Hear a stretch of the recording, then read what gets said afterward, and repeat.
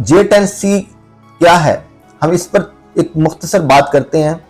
J-10C एक China का जदीद 4.5 जनरेशन का लड़ाका तैयारा है, जिसकी खसूसियात ये हैं कि ये air superiority, beyond visual range combat और प्रिसीजन स्ट्राइक और इसके साथ साथ इलेक्ट्रॉनिक वारफेयर जैसी सलाहियतें रखता है। और इसकी खसूसियात में इसका ऐसा रडार सिस्टम है जिसकी खसूसियात ये है कि दुश्मन के कई अहदाफ को बैक वक्त निशाना बांध सकता है।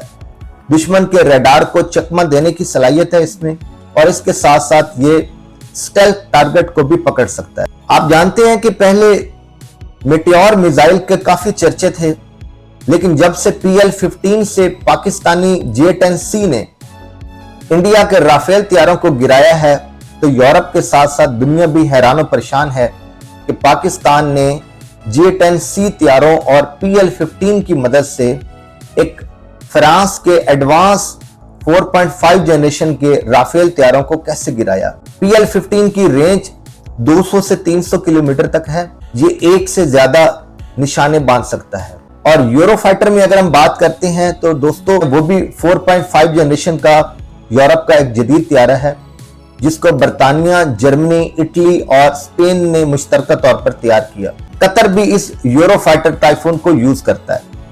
इसका एक पावरफुल इंजन है और इसका जो मेटियोर मिसाइल सिस्टम है, जिसको यूरोप के जदीद तरीन मिसाइल सिस्टम में से एक माना जाता है, लेकिन जब से चाइनीज J-10C के ऐसा रडार ने इसको शिकस्त दी है, तो अब दुनिया भी हैरान और परेशान है कि लगता है कि यूरोपीय टेक्नोलॉजी फेल होती नजर आ रही है, जबकि चाइनीज टेक्नोलॉजी सबकत लेती नजर आ रही है।